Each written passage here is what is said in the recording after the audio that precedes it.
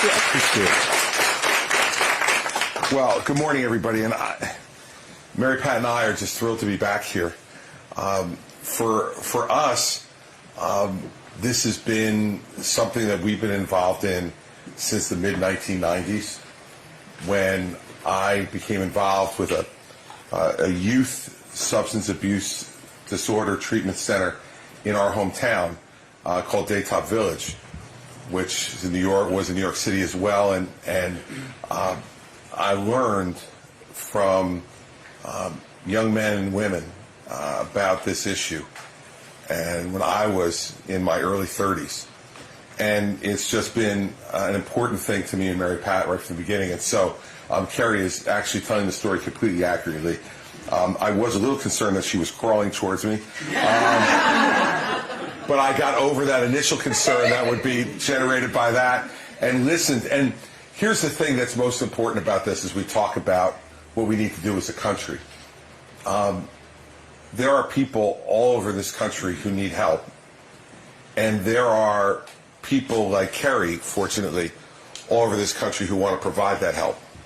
And we just have to give them the resources and the support that they need to be able to do it.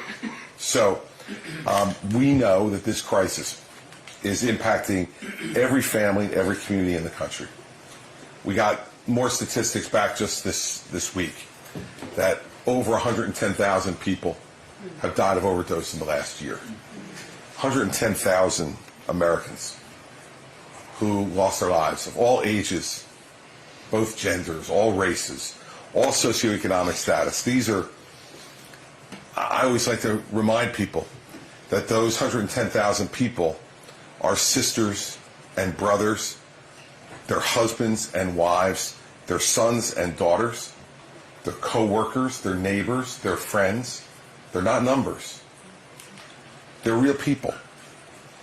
And despite trying to remind people that all the time and personalize kind of what the devastating cost really is of that,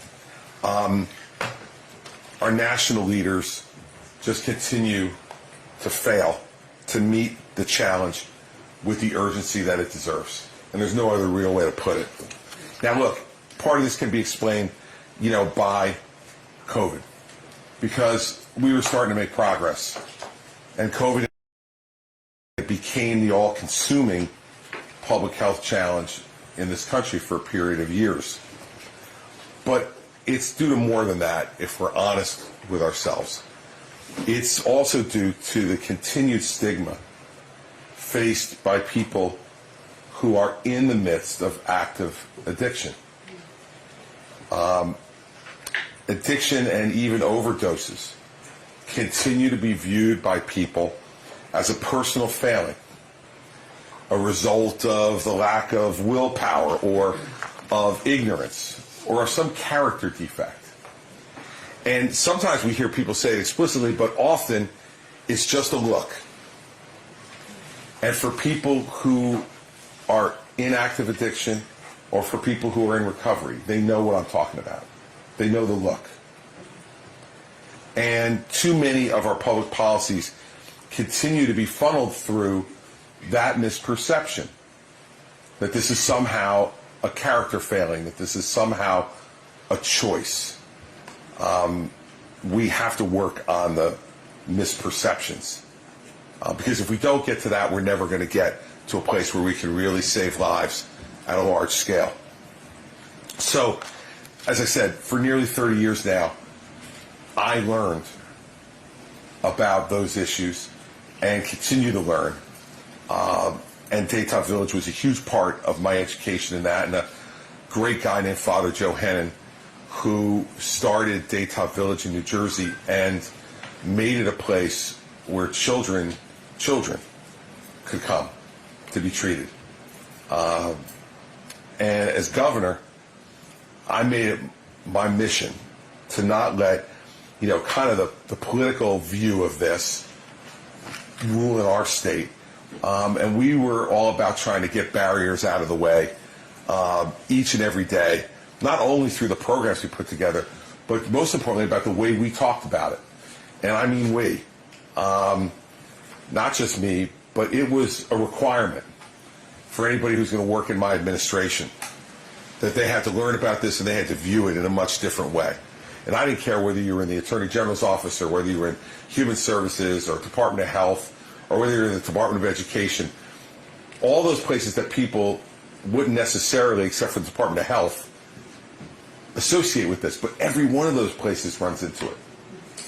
Every one of them. It's law enforcement, whether it's in our schools, whether it's in all the other human services that we provide, whether it was in the Department of Health. Every place we saw it. So we wanted to have a different conversation about addiction in New Jersey and to put care and compassion in the forefront of our language. And because we did that, I think we really became a national leader in that. We passed the Bipartisan Overdose Protection Act in 2014, allowing people to call 911 to report a drug overdose without the fear of getting arrested themselves. And let me tell you who called me to advocate for that legislation when it was being considered in the legislature. Look, if you're from New Jersey, there's a few people that you want to get a phone call from, right? One of them is John Bon Jovi. And so my cell phone rang. It was an unknown number. I answered it, and the person on the phone said, "Governor?" And I said, "Yes." And he said, "I got your number from someone that probably shouldn't have given it to me, but they thought that you'd be willing to listen to me." I still didn't know who it was. And I said, "Okay, who is this?" And he said, "This is John Bon Jovi." And John's daughter had just gone through an overdose. And had gone through an overdose where there was someone there with her who was using with her, but he called the police when she overdosed, and he got arrested. And he said to me, "You know, this law's in the legislature. I don't know if you know too much about it, but I really would hope you would look at it. And if you want to talk to me about it, from my experience with my daughter, I'd be happy to do that." And so that started a relationship back in 2013 that for Mary Pat and I, John and his wife Dorothea and their family have become great friends of ours. And when we signed that legislation in 2014, John was there. And it was so important for him to be there because it goes back to the point of stigma. Here's one of the most successful and best known musical artists in the world. And he was willing to stand up there and admit that his daughter had this problem and that he wasn't just sitting by and trying to hide it. In fact, he was putting it out front with Stephanie and saying, "We want other people to be helped." And John and his family are another part of this journey of how it affects everyone. John's probably one of the richest men in New Jersey and one of the most famous musicians in the country. This addiction doesn't know any boundaries at all. 3 years later, then, we went even farther, enacting one of the country's most comprehensive laws to combat the opioid crisis, limiting initial opioid prescriptions to just a 5-day supply, while mandating that all health insurers in New Jersey cover inpatient and outpatient treatment for drug addiction without prior authorization requirements. And we saw that lead to a revolution in our state for people's ability to access good care. And what it led to, of course, was more care being offered because people knew they were going to get paid and be able to keep their doors open. We were also one of the first states in the country to train and equip police officers and first responders to administer naloxone to overdose victims and made it easier for pharmacies to dispense it without a prescription in our state. So that people didn't have to go to a doctor, they didn't have to ask questions and go through that barrier. They could just go to the pharmacy and ask for it and have it. We increased the number of available beds for the treatment of behavioral health and substance abuse disorders by 40%. And we expanded the behavioral health home model, which you know is an outpatient health care hub that treats not only your substance use disorder, but physical health and mental health in an integrated approach. Because I learned from our friends at the Center for Great Expectations that almost every person who walks through the door has been subject to trauma in their lives, and that their substance use disorder is a symptom of that trauma. And people need to understand that.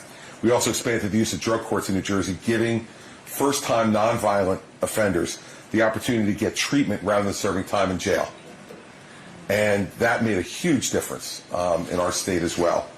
That change alone reduced the crime rate by 20% and our prison population by 10%. And it allowed me to close 2 state prisons in our state. And I converted one of the state prisons into a dedicated substance use disorder treatment facility, so that for inmates in New Jersey, if they had a verified substance use disorder, they spent the last year of their sentence at this facility rather than a regular jail. And what we would do for them is not only give them the treatment that they needed, but before they left, if they qualified, we would sign them up for Medicaid. Before they left, if they were going to take medication-assisted treatment, if they were taking it in the facility and we wanted to continue on it, they not only got signed up for Medicaid so they could get it, we gave them the list of Medicaid pharmacies that they go to, and we gave them their first month's prescriptions. All of that increasing the likelihood that they would stay in recovery and get that help. Think about someone walking out of prison, has no money, many of them no family to go to, and how are they supposed to keep their recovery going? So we thought that this would help, and it did. It reduced the recidivism of those folks who went through there by more than 25%. And those are all lives that were saved, that are not back in prison, and we're proud of that. So during my time as governor, those efforts, and the efforts of a lot of other governors across the country, made some help, but no state can tackle this alone because it's a national problem. It's not just a state problem. And while I declined every other opportunity to work in Donald Trump's administration, and there were many offers, the one I was determined to take on was when the president asked me to chair his commission on combating drug addiction and the opioid crisis in 2017 while I was still governor. I got to select the members of the commission, so we made it bipartisan. Patrick Kennedy, someone who's in active recovery, and a Democrat on our commission. Charlie Baker, the former governor of the neighboring state of Massachusetts, where they've done a lot of really good work on substance use disorder treatment, joined as well, as along with others. And we spent 6 months traveling the country to study the issue, talking with people who were facing addiction, and talking to those people who were helping them to recover. And we talked to researchers and other advocates, and we worked to try to understand better the problems that people were facing in accessing care, as well as the ways in which the current laws failed to evolve to meet the crisis as it was getting bigger and bigger. In our final report, we made 56 specific recommendations to the president. And I'll just give you an example of a few of them. An expansion of federal block granting for substance abuse-related initiatives tied to specific requirements for data collection and sharing. And Kerry and I were talking about that this morning, and how great they're doing here on data collection and how important it is to inform the kind of treatment that we give to people. New professional education standards for opioid prescribers, as well as specific trainings for all medical professionals in identifying and caring for patients that are at risk. It was amazing to me that we give every doctor a prescription pad, but absolutely no training ongoing about the opioid crisis. They could write you as many prescriptions as they wanted, but they didn't know what the impact of that was. And my best example of that was our daughter, who at the time was 18 years old, and went to go get her wisdom teeth out. And the oral surgeon gave her a prescription for 30 Percocet. 30 Percocet for wisdom teeth. And she went right from the doctor to the pharmacy to pick them up and brought them home. And I took them and threw them away. And I said, you know, take some Tylenol, hang in there. You'll be good. But think about that. And I called the doctor, who we knew. And I said, what the hell are you doing? Give an 18-year-old girl who's going back to college 30 Percocet over Christmas break. Excellent. Whether she uses them or whether maybe her roommate steals them, or somebody else knows that she has them and comes into her room and takes them. We're setting up a chain of potential disaster for something that really isn't necessary. And he didn't have any answer for me on the other side. And given that I was governor, he just said, yes, sir. We also advocated for tougher federal sentencing penalties for people who are trafficking in fentanyl, as well as making it easier for federal agents to detect and intercept it. The jail cells in this country should not be for those who are addicted. They should be for those who are profiting from that addiction. And most importantly, making it easier for people to access care by removing reimbursement and policy barriers to treatment, establishing federal drug courts we recommended, ensuring first responders nationwide, all over the country, have access to naloxone, and allowing for treatment through telemedicine. We recommended this in 2017, not knowing that in 2020 COVID would be coming, and that those recommendations for telemedicine would now not just be advisable, they would be absolutely necessary, or people would get no treatment at all. So there's still a lot of work to do to complete implementing the recommendations of the Commission. I'm proud that all 56 of them were endorsed by the Trump administration to Congress, but Congress still has a lot of work to do. Because, you know, what often happens in Washington, our leaders make progress addressing one pressing problem, only to be distracted by the next issue that arises, but the opioid crisis has only gotten worse, not better.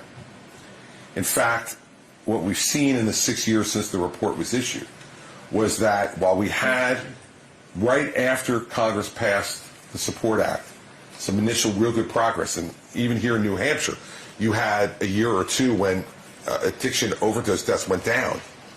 But when COVID came, it changed all of that. So in the past 12 months, over 80% of the deaths that I talked about involve fentanyl. And the country's experiencing now an even more dangerous stage of the crisis, because it's bad enough when people know what they're taking. But when they think they're taking one thing, and in fact what they're doing is taking something that is either completely or laced with fentanyl, they don't even know the danger that they're putting themselves in. The synthetic opioids like fentanyl that come to us via Mexico from China are creating all kinds of new crises.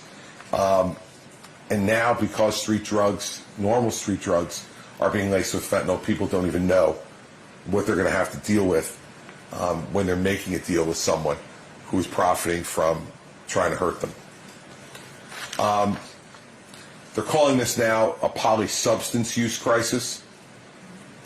I think that's probably too complicated for everybody to deal with. Like, the stuff we think we're getting, we're not getting. And it's making victims of people who are battling addictions, not just to opioids, but to cocaine, to meth, to counterfeit prescriptions, and, even animal tranquilizer is now being seen all over our streets. And often that gets laced with fentanyl as well. So it's led to new spikes in the overdoses in our African American communities, our Latino communities, Native American communities, as well as alarming increases in overdoses among children. So now there's so much work that we need to do to stem the flow of fentanyl into our country. And we've talked about several of those steps, and I'm not going to repeat them all today, as to what we would do to work on the southern border. Because I think that while it's vital to do that, and it will be important to stem some of the flow of this stuff into our country, and we can do that, that's not going to be what's going to fix this problem by itself. And people who say that that's what will do it just are not telling you the truth. They think that kind of this tough talk, I'll shoot them stone cold dead at the border if they have a backpack on. We'll cut off all trade with China if they don't stop sending fentanyl precursors to Mexico. We'll send the United States Army to invade Mexico. Like, all these things will make you feel good on the visceral level. But for people like the people in this room who are experiencing firsthand this crisis, you know that those things may help about that much. Because the reality is, we don't solve this crisis unless we focus on substance use disorder and what gets us there and what helps to get people out of it and into recovery. Today, only 10% of Americans with opioid use disorder are accessing treatment. 10%. Improving access to care, as we learned in New Jersey, requires meeting people where they are and providing them with resources they need wherever they are on their journey to recovery. So, when I become president, I'm going to direct the DEA to make permanent the flexible telehealth policies for medication-assisted treatment that were put in place during the pandemic. We'll continue telehealth expanding patient access, particularly in rural areas and for patients that are suffering from other disabilities, which make it difficult for them to travel. We have federally qualified health centers all over this country, and they're another part of the resource we should be using. Only 60% of these FQHCs provide any type of medication-assisted treatment. I mean, think about that. We're dealing with people who are going to federally qualified health clinics either because they're uninsured or can't afford some of the co-pays that might be charged to them by the insurance they do have. And only 6 in 10, if they have a substance use disorder, can get any kind of treatment there for that. And for many, that's the only doctor they get to see. So, our president, FQHCs will be required, all of them will be required, to provide MAT, because we know it's less stigmatizing to receive the treatment where you already access your health care. It will make people more willing, if they're seeing a regular doctor all the time, to talk about their problems and if they have to come and see someone new all the time. And finally, despite there being about 1,900 opioid treatment programs in the country, access can vary, as you know, from state to state, and even within the state, from community to community. As Carrie and I talked about any number of times about there being welcoming communities and non-welcoming communities for this kind of care. So we're going to establish a federal grant program to create mobile treatment centers that will be able to better access underserved areas. And what we would do is try to induce people like Carrie, who already have a successful model and staff that know how to do this, to expand to make their treatment mobile as well. It would cut down on their capital costs for a beautiful building like this, but also be able to reach more and more people, and the federal government, in my view, should fund that. They can also, support other, reduction interventions like fentanyl test strips and naloxone distribution, and telling people how to navigate all these different treatment options, and being able to have it roll up into your neighborhood and have you be able to access it, I think, will give us even more options for people. And that's all we're looking for, are options so that people can make the decision to try to save their own life. And that's what we want them to do. But we know that you have to be ready. You have to be ready to seek care. You got to be ready to ask for help. And that's why we also have to focus on saving the lives of those who are not yet ready to come in and step up. We have to continue to take action to ensure that naloxone is available at no cost or only a nominal cost and without prescription all across the country. And what I think we should be doing, and would do as president, is to require the co-dispensing of naloxone with any high-risk opioid at the pharmacy. If you're going to get an opioid, you should get the naloxone with it so that you have it and you can carry it with you.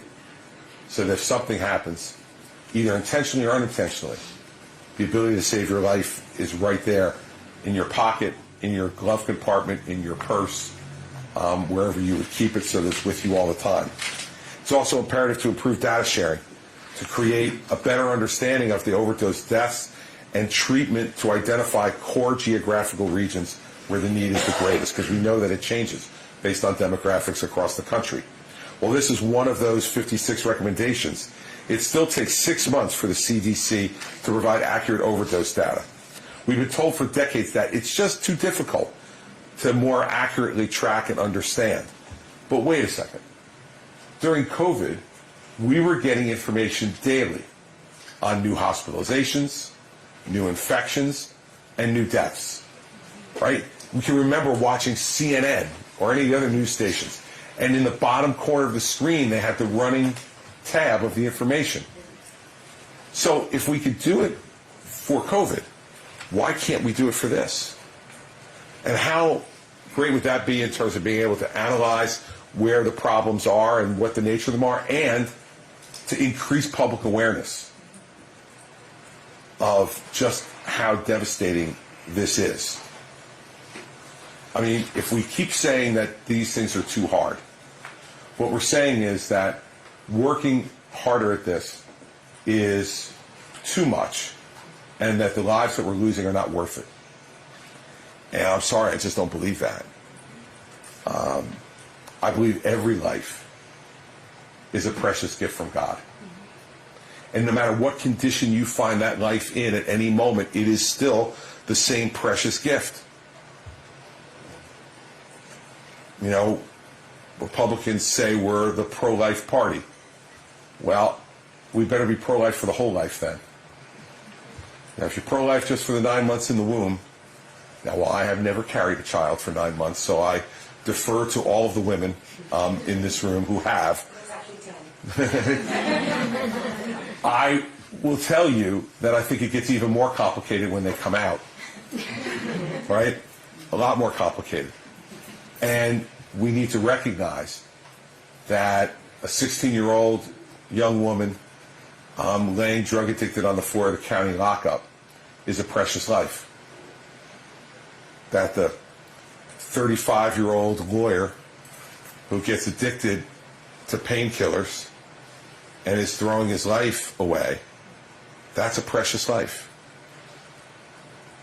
That the woman in her 70s suffering from pain from a disease that comes on due to age and winds up becoming addicted to painkillers, that's not the end of life. That life is still precious as well. Those are the challenges that we face. And what I'll talk to you about here today, I think are, and I know, are really achievable steps that we can take to save lives and to turn the tide of the epidemic. Yet time and again, we've been let down by our government because they fail to show any sense of urgency. They talk about it, but they don't act. The Support Act, which was a result of what we did in the commission, needed to be reauthorized by the end of September or it was going to expire. Provide a lot of the funds that Kerry's used here and in places all over the country, and Congress let it expire. So since the end of September, now for nearly 3 months, the Support Act has been expired and those funds are not going forward. And it was such an important part of funding community-based treatment and recovery like this program, as well as a lot of other policy reforms, such as requiring state Medicaid programs to cover medication-assisted treatment. That is now stopping. While the reauthorization is there in Congress, it hasn't been passed. And they made some really good additions and modifications. To me, it's unacceptable that the president has been silent on this. And this is a president, the son, who has experienced addiction. And it would be unacceptable for any president to be silent about this, but it is particularly galling to me. And this is not a political statement or a partisan statement. He owes it to this country as a father who understands the pain that every member of the family goes through when there's someone in active addiction in their family. It's astonishing to me that he's not talking about this, that he's not railing against Congress to get this reauthorized, that he's not making this a top priority. I promise you, if I'm president, I will. And I will because of all the things I've learned over the last 30 years. One of the things that we said in the report 6 years ago was that the president should declare the opioid crisis a national emergency. And he did. And he deserves credit for that. Yet for much of those 6 years, both President Trump and President Biden have treated it as a crisis in name only. And they haven't done everything that they need to do to keep us making progress. And so as a result, if you don't make progress, you're falling backwards. So this is now a test of our national resolve. This is a test to see who we want to be as both a people and as a country. I want to be a president who keeps this issue front and center, who understands the urgent nature of the challenge we face, And we need an approach that remembers and reflects on the very basic humanity of every single one of those 100,000 victims, as well as the treasures that each of them could have brought to this country if we would have given them an opportunity to recover and to put their lives back in order. Millions and millions and millions of people in this country are struggling with that problem every day, and I just don't mean the people in active addiction. I mean their mothers and fathers and their husbands and wives and their sisters and brothers and their sons and daughters who are all traumatized by this problem. We don't even, I think, completely understand the damage that we're causing to generations in this country because we continue to believe that somehow this is a moral failing and not a disease. It is a disease. It is no different than heart disease or cancer or diabetes. Every one of those diseases, every one of them, contains human conduct as part of the cause. I say all the time, my mom is gone 20 years now, and she was an addict. My mother was addicted to nicotine. She started smoking when she was 16 years old in 1948, when everybody thought smoking not only wasn't bad for you, they had commercials saying how good it was for you, how great it would make you feel. And so she started, and she was one of those people who just could never stop. And after 55 years of smoking, she inevitably, after all the stops and starts of nicotine gum and patches and hypnosis and all the different things she went through, she finally got the lung cancer that was inevitable to come her way.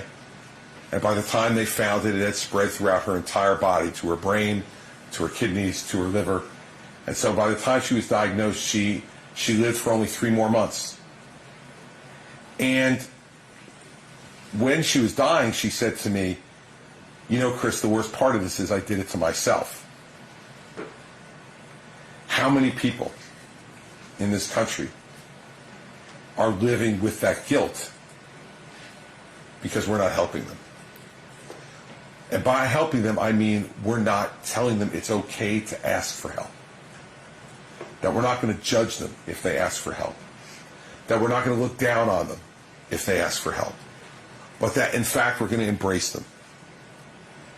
The same way anyone who has any of those other diseases I mentioned, you never hear people unwilling to say when their loved one had a heart attack, or their loved one has cancer, or their loved one has diabetes. They're not ashamed to tell people, even though that person may have done some things in their life that helped to make that disease exist or make it even worse. But if someone's going through substance use disorder, does the family announce it to friends? Do they ask others for help, or do they try to hide it?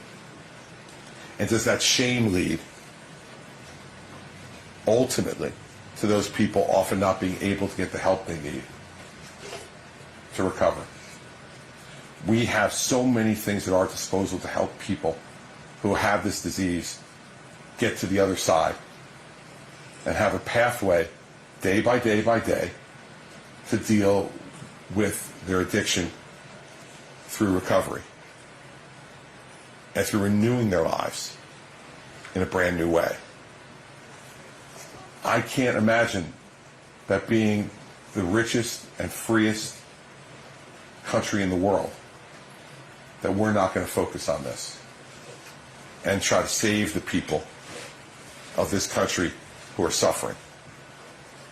And I think it takes a president who is willing to stand up there and talk just like that and make people in this country understand. And if you don't think it's possible, I'll just remind you of one thing. You know, before Betty Ford, we didn't talk about addiction in any way, and we didn't talk about breast cancer either. And yet Betty Ford, when she was First Lady in the White House, spoke both about her breast cancer struggle, her surgery, her treatment, and made it okay for women to talk about it and to advocate for themselves and for better and more available treatment for breast cancer. And at the same time, she admitted that she was dealing with addiction to alcohol. And she opened up her own treatment center, which still exists today, and set a whole new tone in this country for dealing with these things. It can be done. And the White House is the greatest megaphone in the world to advocate for these type of things. And that's exactly what I would intend to do starting in January of 2025 if I'm elected president. And the lives that will be saved will not be only a gift to those individual family members and friends who don't want to sit at that funeral and realize that maybe they could have done more. It's going to be a gift to the country, because we never know what's possible for the people who are in the midst of this, and what their lives could be. I'll end with this, that I met a young man at Daytop Village when I first got associated with it. And he was a 15-year-old heroin addict who had been abused by his parents and had fallen into addiction and had died nearly died twice. And I went there and met with him along with a group of other folks who were in treatment at that time. And I was a private practice lawyer in New Jersey. I had no public position of any kind, but was just there to try to be helpful and supportive. And he told me when he was 15 that one of the reasons he was as upset as he was because he had always wanted to go to college and go to law school and be a lawyer like me. I didn't keep in touch with him after that because it's a resident of the program. He was there for a year, and he left. Years later, something he could have never known, I became U.S. Attorney. And one day, I got a resume that came across my desk. And the name looked familiar to me. It was for our internship program for law students. And I called Father Hennon at Daytop, and I said, here's this name of this guy, this resume I just got. Is this guy one of the people who was a patient at Daytop? And he said, oh yeah, I didn't tell you about him? He said, after he got out of the program, he got his GED, and then he got a job and he went to Rutgers at night, and now he's in law school. So I called him in, and he said, I didn't think you'd remember me. And I said, well, I just kind of remembered your name. I said, but you're hired. And he came to work as an intern at the U.S. Attorney's Office. And he's now a private practice lawyer in New York City at one of the biggest law firms in the city. A 15-year-old young man who nearly died twice, abused by his parents, who I think most people would have looked at 15 years old and thought he was unlikely to live, let alone accomplish what he accomplished. My point to you is that we don't know. We don't know what's inside ourselves and what we're capable of. We don't know what's inside of the people that we love and what they're capable of until we give them a chance. And by doing this, we can give them a chance. And I think it's not only a great opportunity, I think it's a moral obligation for us to do it. And I hear everybody talking about the border, and we have to. I hear everybody talking about law enforcement. I did it. Unlike the other people in this race who've never done it, I did it. I can guarantee you we're not going to arrest our way out of this problem. The way we're going to fix this problem is to reach our hand out and tell people it's okay to ask for help, and then to give them that help that they need. We're not going to save every life, but every life we save is a gift. And as president, I intend to make that happen. So I'm happy to be back here. I can't believe, really, Kerry, when we think about where you were 8 years ago and what this place was 8 years ago and what we're standing in the midst of today, it will tell you that one person who cares deeply about something can change the world. And she has. And of course, she's brought lots of people along with her that have helped her to do it.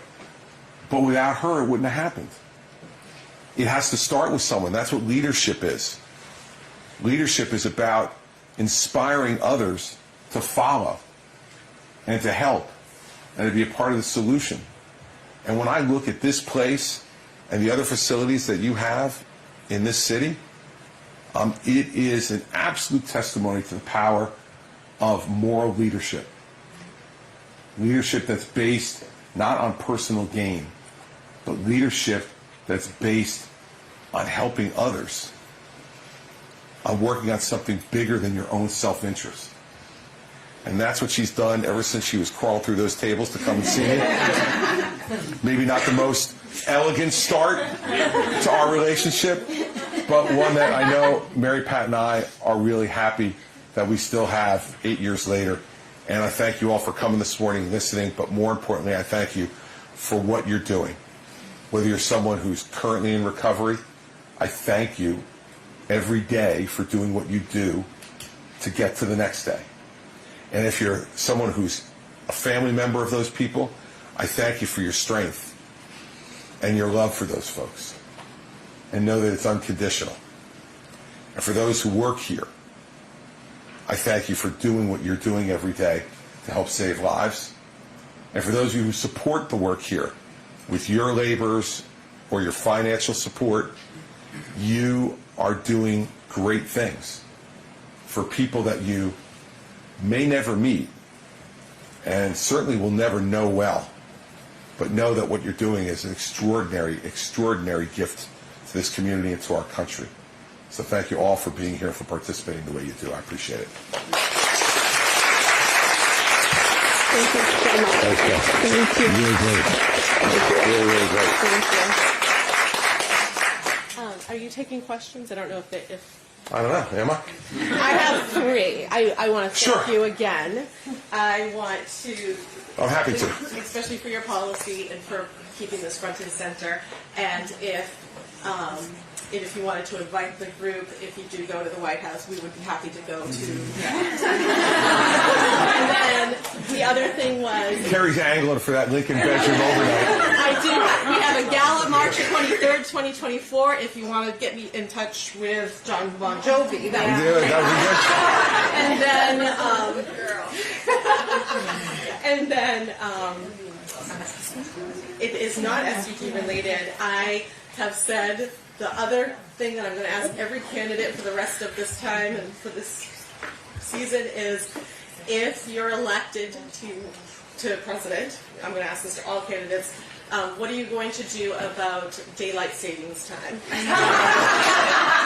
Because it really affects mothers in huge ways. Yeah, see, Mary Pat will tell you, I'm not a fan of winter, and I'm not a fan of the dark.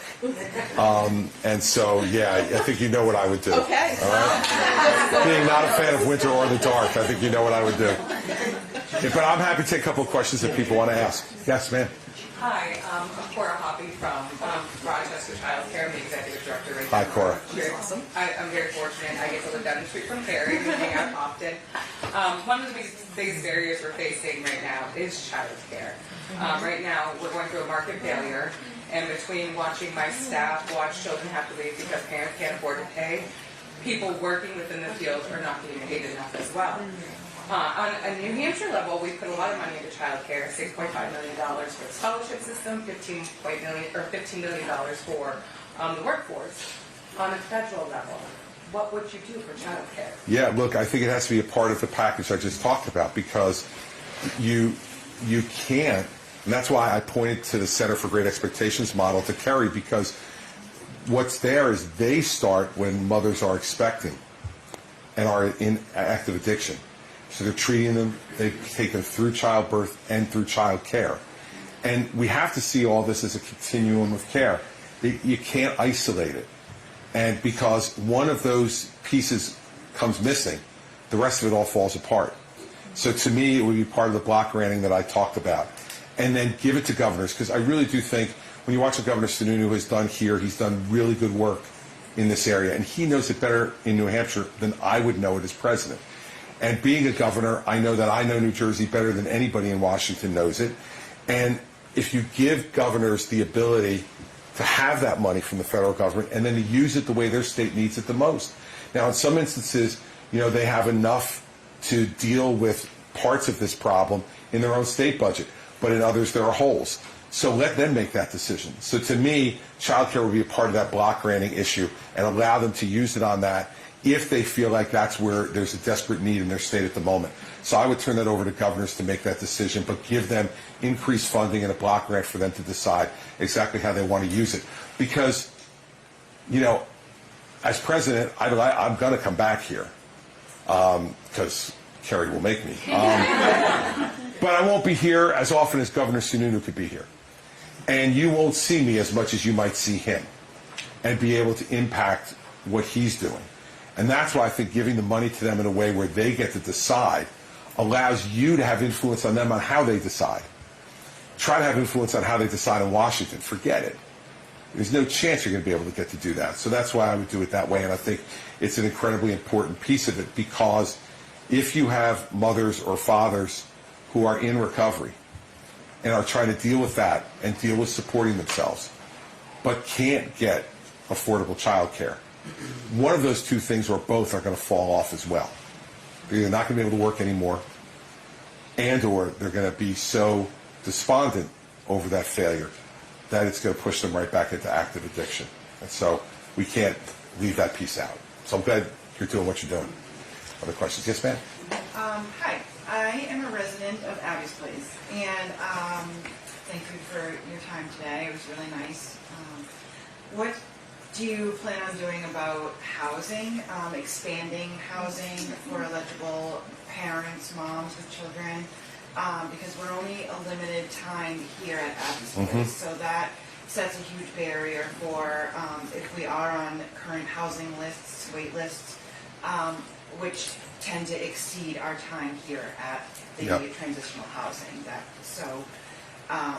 I know the staff here won't kick us out on the streets. I know that. So I know, but just given the fact that mothers with children, it's we want to have stability with our children. Yeah. So you need it, and the children need it. Absolutely. And I'm seeing it all over the country. Look, that's why this has to be a whole government approach, like I mentioned off the top about, when I was governor, having all those different areas have to be understanding that this is a priority issue, right? So in this instance, as president, we would revamp the way the Department of Housing and Urban Development distributes that money to put a focus on this.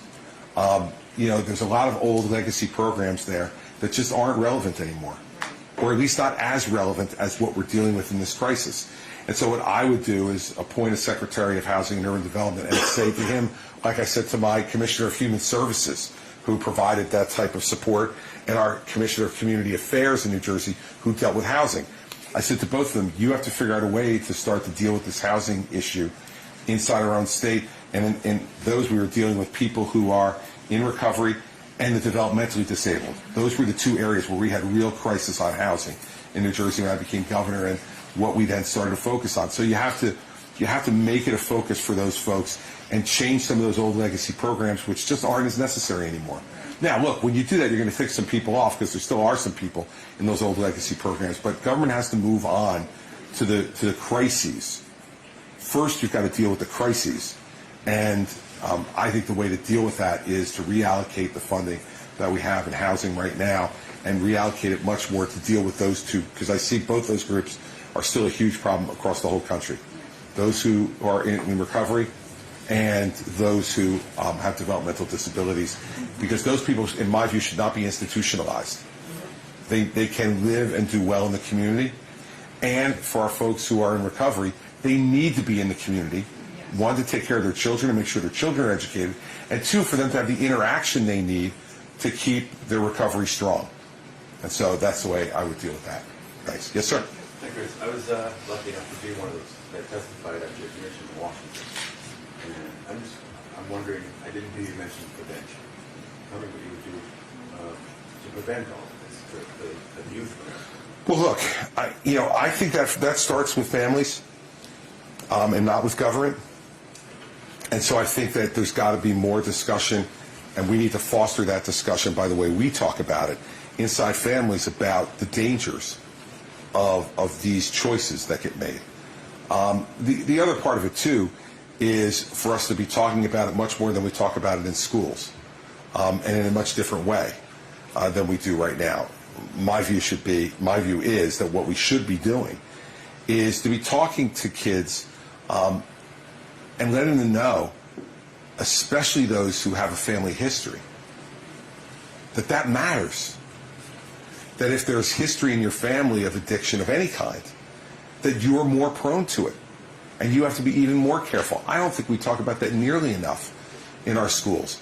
That every kid thinks they're brand new issue. You know? But unfortunately, we not only pass on the good things about us, we pass on some of our weaknesses too. And some of those weaknesses can be physical and some of them can be psychological. And we need to be talking about that. I think the schools is the place that have to partner with parents to be able to have those conversations. Because I think the only way to actively prevent is awareness, right? There's no physical way to prevent somebody from doing something. But awareness is what will do it. And I think having parents be inspired by a president who's willing to talk about this and urges them, and I would urge parents to have conversations with their kids about this, as uncomfortable as it is, and then also to make sure that schools are talking to them about the risk factors for addiction. How, look, I can tell you that one of the things that really impacted me at a young age was when Len Bias was killed, taking cocaine for the first time. Before that, I think most people felt like you couldn't. If it's first time, it's first time, right? Like nothing bad's going to happen to me. But what we need to know is that everyone gets addicted at a different pace. And sometimes it's the first use that makes people an addict, especially if they're prone to that because of their genetic background. So I think the awareness issue is really important. And also, we need parents of tragedy to be speaking out too. And I think some of the most compelling talks that I heard in front of the commission were from parents who had lost their children and how they missed some of the signs and the guilt that they felt from that. How their child may have been reaching out for help, but they didn't recognize it until it was too late. How nobody in the schools spotted that their child had some of these co-occurring issues like depression and isolation. Insurance wouldn't cover it. Right. And that's why I made the changes I made in New Jersey, which now requires inpatient and outpatient treatment to be covered by insurance without pre-authorization. I mean, when you're in the midst of this, do you really think to call Blue Cross and say, I'd like to have pre-authorization? I just reversed my son or my daughter on naloxone. They're laying in an emergency room, and we need to get them into treatment. I need to get them tonight because he's ready tonight after having gone through that experience. They go, oh, well, it'll be 7 days until we can review this for pre-authorization. And by the time that happens, he or she is like, I'm fine. I'm better. I'm not an addict. I don't want to go to treatment. I'm done. So those things are practical things that add to the toolbox that a parent has if they spot the signs. But I think those talks from parents and giving them a spotlight, not only nationally but state by state, is a really important thing to encourage as well. So the last thing we got to remember is, in some respects, it's a mystery. And I've spoken to a lot of parents over the time that I was chairing the commission and while I was governor who lost their children and saw, really in their heart, saw no signs that it was going to happen. And so that needs to be communicated too. That you can't wait to see something. That you have to expect it could happen and try to talk to your kids about it beforehand. And so all those things I think are really important, and they're an important piece of this. But when we have 110,000 people dying in the last year, my focus is going to be on making sure that those people get treated before they die And if the families and the local educators can work on the prevention part, and I'm sure that we can provide some money to help with that, but I think more than anything else, it's not a money issue. It's an awareness issue and a lack of shame issue. Like, can't forget how big stigma is in this. They don't want to talk about it because they think, God, am I giving them ideas? My experience is they don't need any ideas. Ideas they got plenty of. They're not going to go, oh, yeah, maybe I will take drugs because my father just talked to me about it. Yeah, it's unlikely. It's unlikely that's going to be the cause or the spur. So we got to be aware of all that. All right, anything else? Yeah. So you mentioned pre-authorization not being a thing in New Jersey at this point. Is that something you would implement across the nation? Yes. Because right now, prior authorization for our clients is a huge issue. Yeah. Awesome. And it worked in New Jersey. I mean, like the insurance companies didn't go out of business. Yeah. They're still making money. Yeah. They're doing okay. And I expect that they'll continue to, because that's their job, is to figure out how to do okay, how to charge us enough so that they do okay and provide us the services. And I just, when I would talk to the leaders in the health insurance industry in New Jersey when I was getting ready to do this, and they were trying to urge me not to, I would say to them all the time, well, what are you worried about? Like, you think people go in there faking it? You think somebody wants to go into treatment for the heck of it? I'd like to give it a try. Yeah. If you think that, you've never been in there and seen what people go through. Because this is no picnic. And it is hard. And it forces self-examination if you want to be successful in a way that most people have never done in their lives. And that's painful. So yeah, there's no doubt that my view would be this should be an absolutely national requirement of the insurance industry. Because if they don't do that, then you're going to get people tied up into knots. And we know there's a moment for most people when they're willing to go into treatment. But it usually isn't a whole lot longer than a moment, at least initially. And so you got to seize that moment. One of the things we did in New Jersey too that I mentioned this morning was we funded recovery coaches in every emergency room in New Jersey. And 95% of these people were folks who were in recovery themselves. So that when someone came to after a naloxone reversal, the first person they saw was a recovery coach who was laying out for them where they could go for treatment, why it was the right thing to do, and was speaking about it from a personal perspective. I've been through this. I've been laying on the gurney you're laying on. And I know there's a path to get here where I am now with a white lab coat on helping you. And it wasn't, and the reason I know it still is a great program is that my successor has kept it in place. Usually when the new person comes in, they reverse everything you did because they're right and you're wrong, right? That's just the way it goes. But this one, they haven't. So I think it's another issue that we need to deal with across the whole country is recovery coaches can make an enormous difference for people in providing that access to care and making them willing to consider it and to move in to doing it. So I think those things are really important. But if you don't get rid of the pre-authorization problem, the recovery coach is required to say, and I'll see you in 7 to 14 days to talk to you more about what recovery center you might be able to go into. That person may be dead in the next 7 to 14 days. That person may be out of the area in the next 7 to 14 days because they've gotten kicked out of their house or they voluntarily left home because of their addiction. We know. We've seen what those things are like. So one of the things that made the recovery coach system successful was the elimination of the pre-authorization because they could do it right then. We would have an active database of beds available in treatment centers in the regions of the state, and they could access that and call and say, can you take this person tonight? And that's when we know we have the best opportunity for success. When you're scared to death, that's when you're most open to a solution. When you get 12 hours away from I've seen this and spoken to doctors and recovery coaches who say, like most of the time, if we don't get them in the first 12 hours, they're gone. They check themselves out and they go. And the next time we see them is when we have to reverse them the next time. I had one recovery coach tell me that he finally got a guy to treatment The 6th time, he had overdosed and been reversed. And when he came to after the 6th one, and the same recovery coach was standing there, he said to him, you know, in craps, 7 is typically unlucky. And I don't think you're going to make it the next time. And he finally convinced the guy to go into recovery. So those things are all really important, and pre-authorization is a big part of it. And I don't see any reason. They can all go to the profit and loss statements of the health insurance companies in New Jersey. They're all doing just fine. And it's been, you know, that was 2016, so it's been 7 years. None of them got out of business. They're all doing okay.